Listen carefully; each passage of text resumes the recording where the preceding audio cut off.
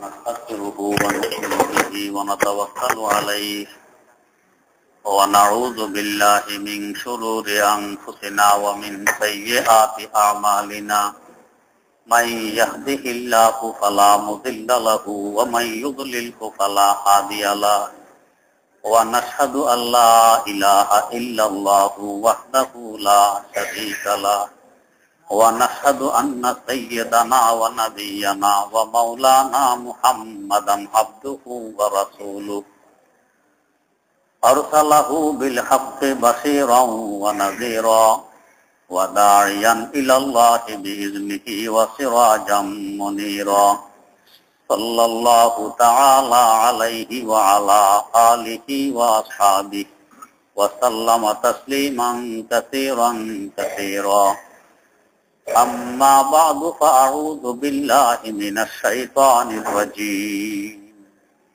بسم الله الرحمن الرحيم اليوم أكملت لكم دينكم وأتممت عليكم نعمتي ورضيت لكم الإسلام دينا فمن اضطر في مخمصة غير متجانف لإثم فإن الله غفور رحيم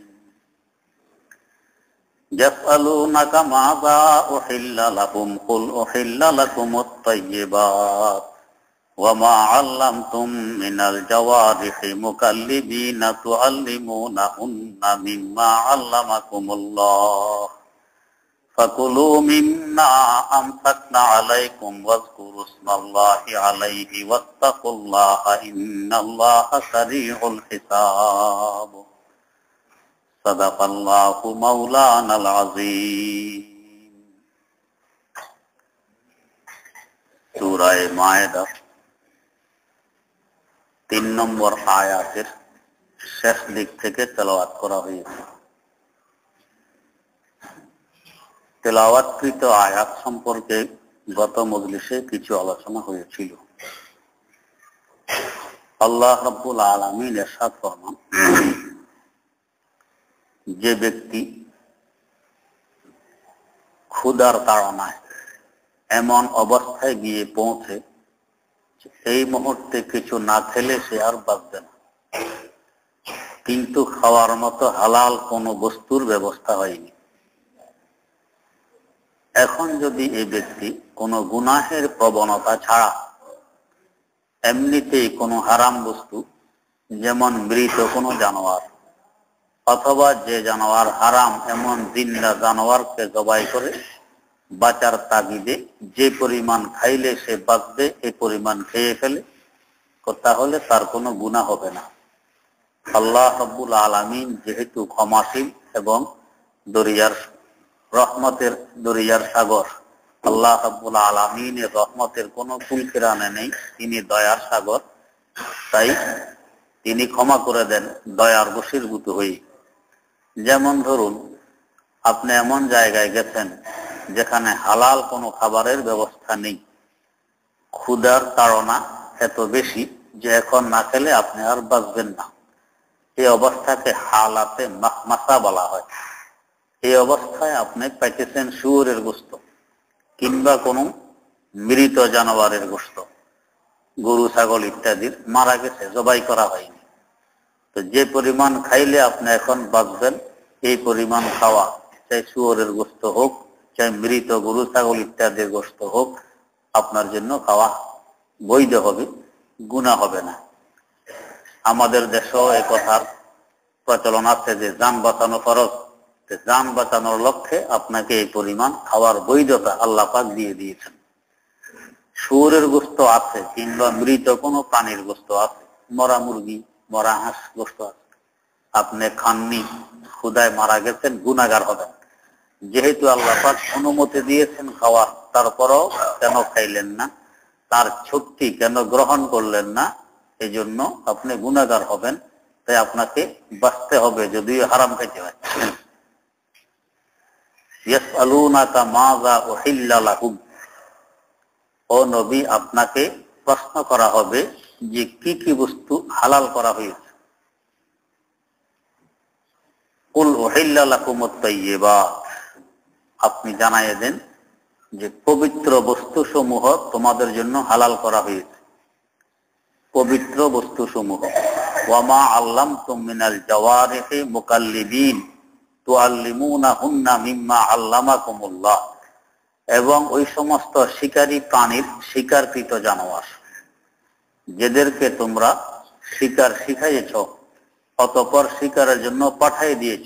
মুকাল্লিবিন আয় মুরসালিন বা মুরসিলিন, তোমরা পাঠিয়ে দিয়েছ যে সমস্ত শিকারকৃত জানোয়ার শিকারী শিখানোর পরে ওরা যদি শিকার ধরে নিয়ে আসে তোমাদের জন্য, এগুলোও তোমাদের জন্য হালাল। তবে এর জন্য কিছু শর্ত সদায়ত আছে, সামনে শর্তগুলো বয়ান করা হবে।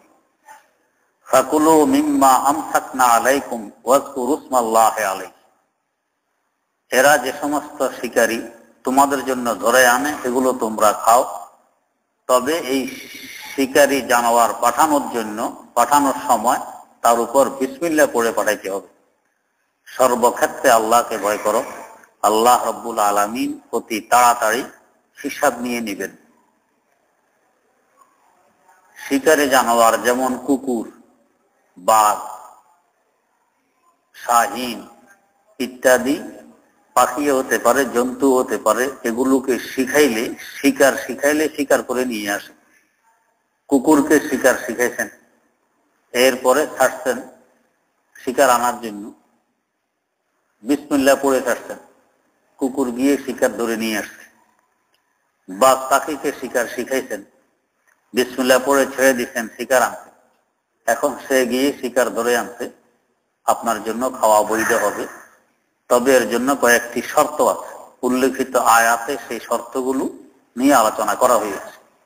একটি শর্ত হইল তাদেরকে শিখাইতে হবে।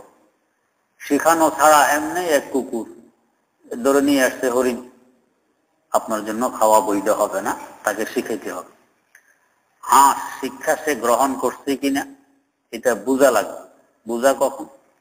যে আপনি শিকারের জন্য পাঠাইছেন এবং সে শিকারী ধরে আপনার কাছে নিয়ে আসছে, নিজে আগেই খাওয়া শুরু করেনি, বা শিকারের পিছনে সে দৌড় দিতেছে, এই মুহূর্তে তাকে ডাকছেন, ফিরে চলে আসছে, তো বুঝতে হবে সে শিক্ষা গ্রহণ করছে। এখন এই কুকুরটি শিক্ষিত কুকুর, এমন কুকুরের শিকার আপনার জন্য হালাল। আর যদি শিকার শিখাইছেন, ঠিক পাঠাইছেন, অর্ধেক খাইয়া বাকি অর্ধেক নিয়ে আসছে, এই অর্ধেক খাওয়া হালাল হবে না। এখন আর সে শিক্ষিত হয়নি, সে শিকার শিখেনি। বা শিকারের পিছনে দৌড় দিতেছে, এই টাইমে আপনার ডাক দিচ্ছেন, শোনে না, দৌড়িয়ে আপনার ডাক শোনে নেই, তো এইটা আপনার জন্য খাওয়া বৈধ হবে না, এখনো সে শিক্ষিত হয়নি।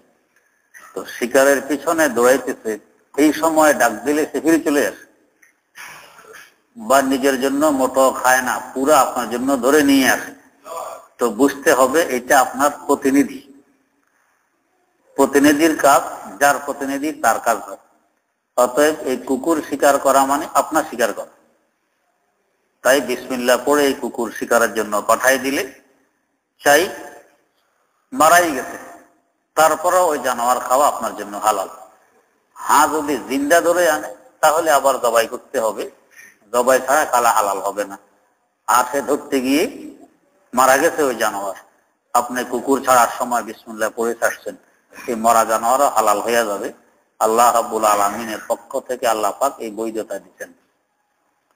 শাহীন এবং বাজ পাখির ব্যাপারে, বাজ পাখি উঠতেছে, আপনি ডাক দিচ্ছেন, যে কোনো মুহূর্তে ডাক দিবেন, সে আপনার ডাকে সাড়া দিয়ে ফিরে চলে আসে, বুঝতে হবে এটা শিক্ষিত বাজ পাখি, সে এখন আর মূর্খ হয়নি।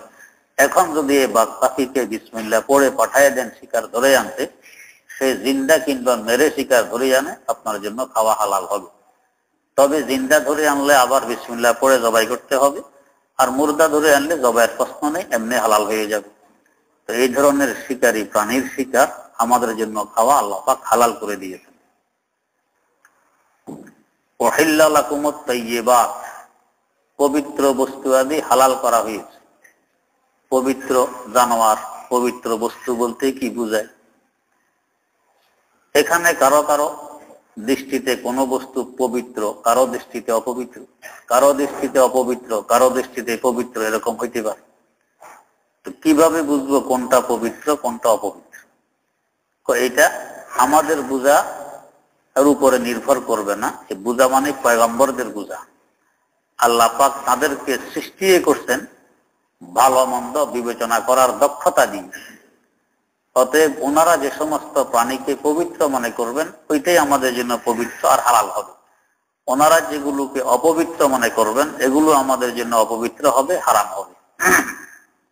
গরু, ছাগল, হাঁস, মুরগি, কবুতর এই সমস্ত ওনারা পবিত্র মনে করছেন। হাদিস শরীফে এগুলো খাওয়া সম্পর্কে আলোচনা আছে, এই জন্য এগুলো আমাদের জন্য হালাল যেহেতু পবিত্র। শুয়োর, কুকুর, গাধা এগুলোকে ওনারা অপবিত্র মনে করছেন, তাই এগুলো আমাদের জন্য অপবিত্র, খাওয়া হালাল হবে না। তো পবিত্র অপবিত্র আমাদের বিবেচনার উপরে নির্ভর নয়, পয়গম্বরের বিবেচনার উপরে নির্ভর। হ্যাঁ, যাদের চাল চলন পয়গম্বর মার্কা হয় এরাও ধরতে পারে যে কোনটা পবিত্র কোনটা অপবিত্র। তাদের ধরা পয়গম্বরের ধরার বিপরীত হয় না।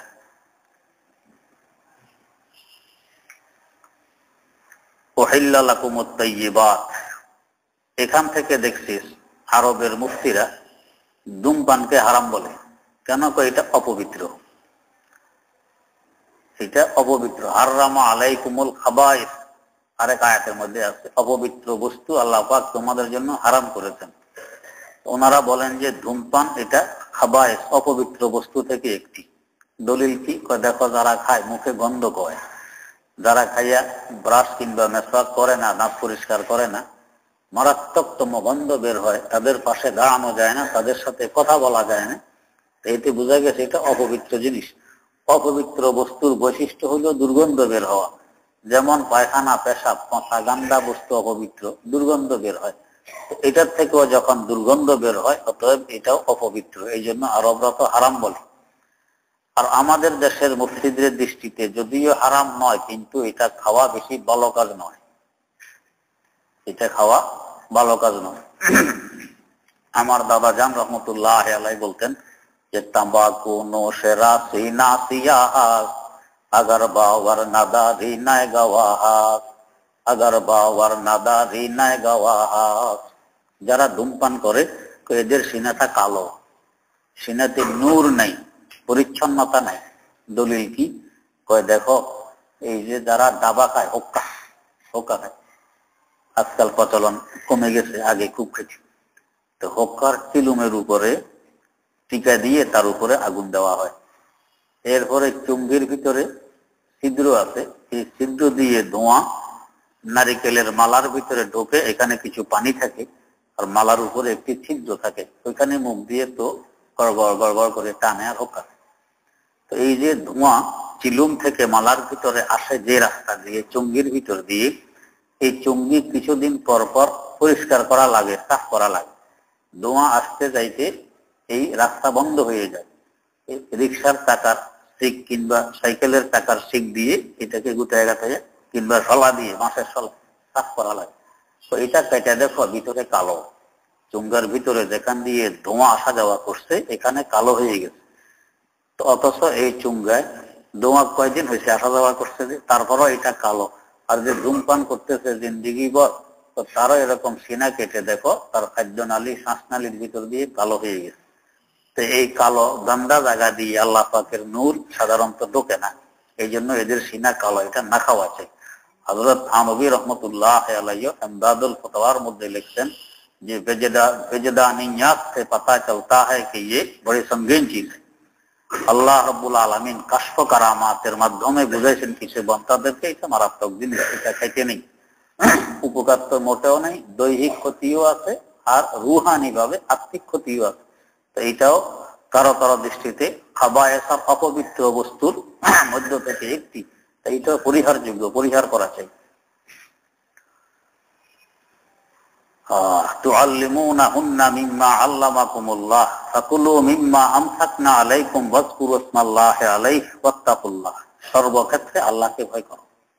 জানোয়ার পাঠাইছো, ধরে নিয়ে আসছে জিন্দা, জবাই করো নাই, মারা গেছে, খেয়ে ফেলতেছ, শিকার তো পাঠাইছে, কয় না। আল্লাহ যেভাবে শিখাইছে এভাবেই শিখে কাজ করো, সর্বক্ষেত্রে আল্লাহকে ভয় করো, এটি তোমরা উপকৃত হতে পারবে। ইন্নাল্লাহা সারিউল হিসাব, আল্লাহ রাব্বুল আলামিন অতি তাড়াতাড়ি হিসাব নিয়ে নেবেন। তাড়াতাড়ি মানে হিসাব তো নেবেন হাসর মাঠে। কবে আসবে সন্তান জানানো হয়নি, তো তাড়াতাড়ি হয় কিভাবে? সন্তান তো জানানো হয়নি, তাড়াতাড়ি হয় কিভাবে? তাড়াতাড়ি দুই অর্থ। এক অর্থ হলো, যেমন মনে করেন আমাকে আপনি কাজে রাখছেন, 1 মাসে 5,000 টাকা বেতন। বেতনটা কবে দিবেন? মাস শেষ হওয়ার পরে না আগে দিয়ে দিবেন? সাধারণত নিয়ম কি, শেষ হওয়ার পরে, আগে দেওয়া হয় না।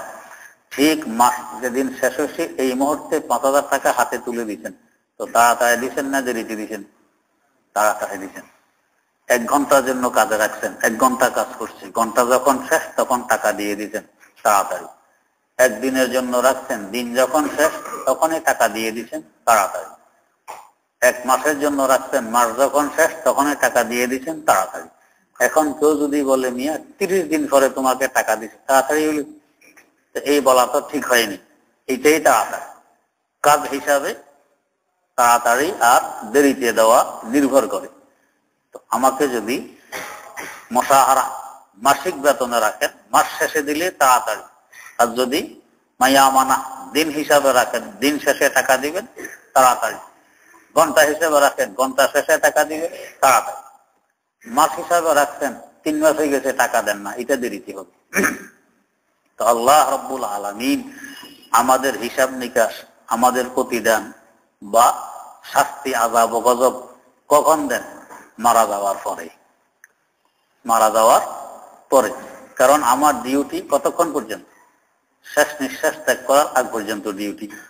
তো অতএব শেষ নিঃশ্বাস ত্যাগের সাথে সাথে যখন পুরস্কারের যোগ্য হলে পুরস্কার, শাস্তির যোগ্য হলো শাস্তি দেওয়া হয়, তো বাকি হইল না নগদ হইল? নগদে তো হইল, বাকি হইল। এখান থেকে একটি কথা বুঝতে পারি, অনেকে বলে মিয়া নগদটা দেখো, বাকিটা পরে দেখা যাবে। তার মানে দুনিয়া ঠিক রাখো, আখিরাত একটা বাকি, এটা পরে দেখা যাবে। এটা মূর্খতার পরিচয়, এটা বাকি নয়। কারণ আমার ডিউটি শেষ নিঃশ্বাস পর্যন্ত চলবে, এরপরেই আমাকে বিনিময় দেওয়া বা শাস্তি দেওয়া, এটা তো বাকি হয় নাই, নগদে এটা বাকি নেই। তো যাই হোক, তো হাসর মাঠের হিসাব নিকাশ, এই হিসাবে নগদ, এটা বাকি নয়, তাড়াতাড়ি হবে, দেরি নয়। এই নয় যে কবে আসবে না আসবে, না, এটা তাড়াতাড়ি হবে। আর এক অর্থ হইল আল্লাহ রাব্বুল আলামিন হিসাব দিবেন। অনেকে ভাবতে পারে আমরা একটি প্রতিষ্ঠানের 1 বছরের হিসাবের জন্য কেউ মাসকে মাস সময় লাগাই দিই, হিসাব মিলে না। হিসাব মিলে না। আমাকে এক সাথী একদিন হাসতে হাসতে বলতেছে, ভাই গেছিলাম টঙ্গী ইজতেমা, সিলেট বাড়ি, শেষ রাত, 3য় রাত্রে ঘুমাইতে ফেললাম না একদল। এরা হিসাব করে আসতে যে দলবদ্ধ হয়ে, এখন কার কত খরচ হলো হিসাব। হিসাব শেষে এক লোক আইতে ওরা ফেরে না আইছি, হিসাব হয়নি। তো আবার করতে করতে আরেকজনের ফেরানা মিলে না। তো এই করতে তাহাজ্জুদের সময় পর্যন্ত হয়েছে, ফেরানা নিয়ে শুধু বারবার হিসাব মিলে। তো 3 দিনের হিসাব সারা রাত লাগাইছে, মিলেতে পারলো না। তো পুরা জিন্দেগির হিসাব মিলেতে কত বছরের দরকার? একটা লোক 80 বছর, 90 বছর, 100 বছর হায়াত পাইলেও এই সব হিসাব মিলেতে তো অনেক সময়ের দরকার। তো একজনের হিসাবে কয়েক বছর যাবে, আর অসংখ্য অগণিত কোটি কোটি কোটি কোটি মানুষের হিসাব কত লাখ কত কোটি বছরের দরকার হাসর মাঠে। আল্লাহ পাক বলেন যে না, ইন্নাল্লাহা সারিউল হিসাব, লাখ বছর কোটি বছর লাগবে না, 1 বছরও লাগবে না, অতি তাড়াতাড়ি হিসাব হয়ে যাবে। কেমনে হবে? হযরত মাওলানা নুরুল্লাহ রহমতুল্লাহ আলাইহি, বাংলাদেশের একমাত্র ব্যক্তি যিনি দারুল উলুম দেওবন্দে উস্তাদ ছিলেন, তো উনি বলতেন যে আল্লাহ রাব্বুল আলামিন সব মানুষের হিসাব শেষ করে ফেলবেন মাত্র 3 ঘন্টার ভিতরে। তো আনুমানিক 8টা থেকে হিসাব শুরু হবে, 11টার ভিতরে হিসাব শেষ, 3 ঘন্টার ভিতরে। এত তাড়াতাড়ি করবেন কেমনে? আমাদের বুঝে নাও আসতে পারে, তবে এখন তো বুঝে আসাই চাই।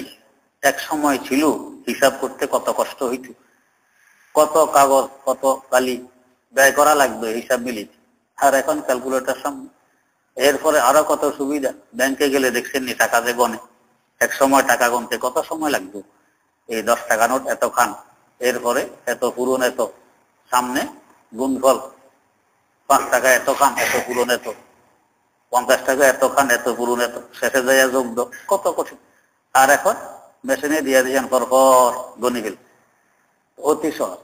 তো আল্লাহ রাব্বুল আলামিন যে ব্রেন সৃষ্টি করছেন, ওই ব্রেনে যদি এত সহজ আবিষ্কার করতে পারে হিসাবের নিয়ম, তো উনি কত সহজ হিসাবের নিয়ম আবিষ্কার করতে পারে। অতএব এই কোটি কোটি মানুষের হিসাব, শত শত বছরের হিসাব ওনার জন্য তেমন কোনো ব্যাপার নয়। ইন্নাল্লাহা সারিউল হিসাব, অতি তাড়াতাড়ি হিসাব করে ফেলবেন। তার হিসাবের নীতি ভিন্ন হবে, দেরি হবে না, তাড়াতাড়ি হয়ে যাবে। তো এই হালাল হারাম ইত্যাদি বেছে কে চলছে কে চলে নেই, তার দেওয়া বিধিবিধান কে মানছে কে মানে নেই, পবিত্র অপবিত্রর বিবেচনার দায়িত্ব পয়গম্বর উপরে দিয়া কে আমল করছে কে করে নেই, এগুলো আল্লাহ রাব্বুল আলামিন সব জানেন। হুঁশিয়ার করতেছেন যে হিসাব তো আমি তাড়াতাড়ি নিয়ে নিব, এই দিনটা আসতেছে, অপেক্ষায় থাকো। অতএব নিজের মনটাকে জীবন পরিচালনা করলে হবে না। আমার পয়গম্বর যেভাবে আমার থেকে নির্দেশ পেয়ে তোমাদেরকে হুকুম হাকাম জানায় দিয়েছেন, সেভাবেই তোমাদেরকে চলতে হবে, আমল করতে হবে। আল্লাহ রাব্বুল আলামিনের খাওয়া দাওয়ার ব্যাপারে তার বিধান লঙ্ঘন করলে মানুষের আর্থিক এবং দৈহিক দুই দিক দিয়ে ক্ষতি হয়। কিভাবে ক্ষতি হয় গত মজলিসে এর বিস্তারিত আলোচনা হয়েছিল।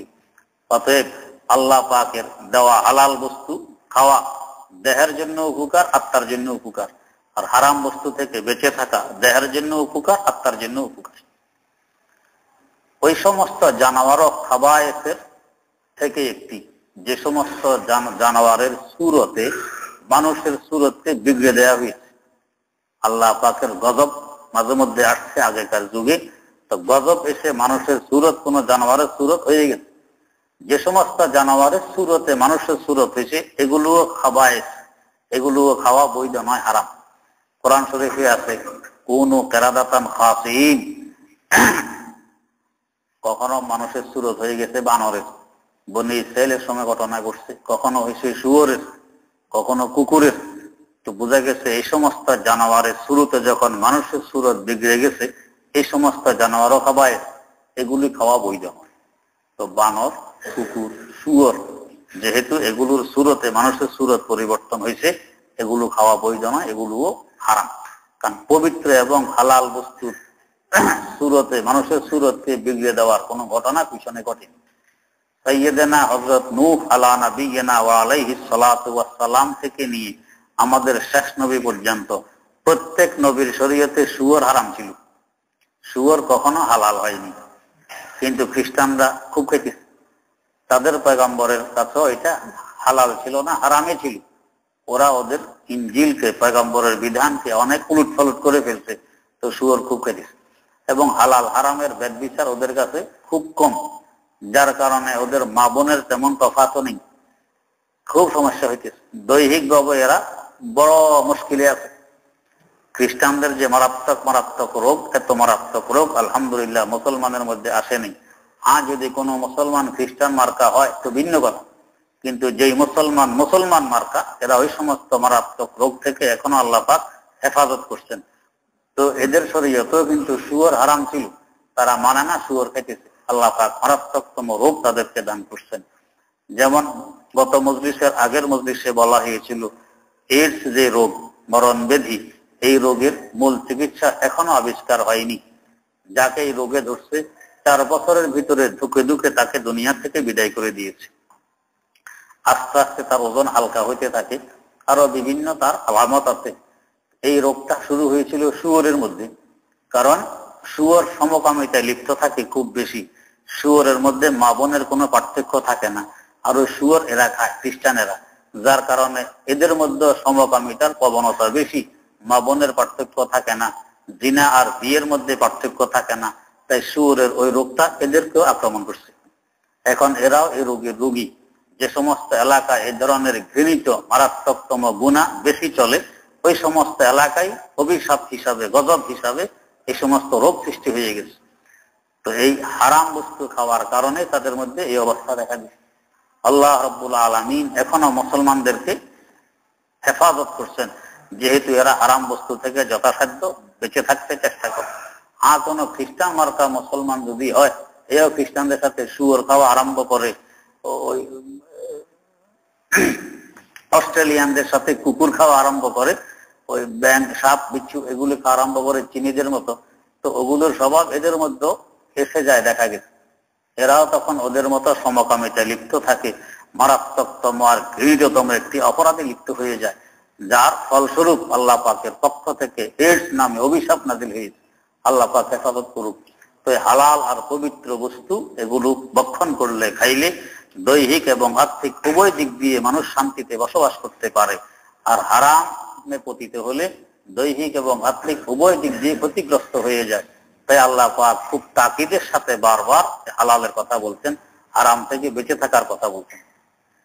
ইয়াসআলুনাকা মাযা উহিল্লা লাকুম কুল উহিল্লা লাকুমুত তাইয়্যিবাতু ওয়া মা আল্লামতুম মিনাল জাওয়ারিহি মুকাল্লিবিনা তুআল্লিমুনাহুন্না মিম্মা আল্লামাকুমুল্লাহ ফাকুলু মিম্মা আমসাকনা আলাইকুম ওয়াযকুরু ইসমাল্লাহি আলাইহি ওয়াত্তাকুল্লাহা ইন্নাল্লাহা সারিউল হিসাব।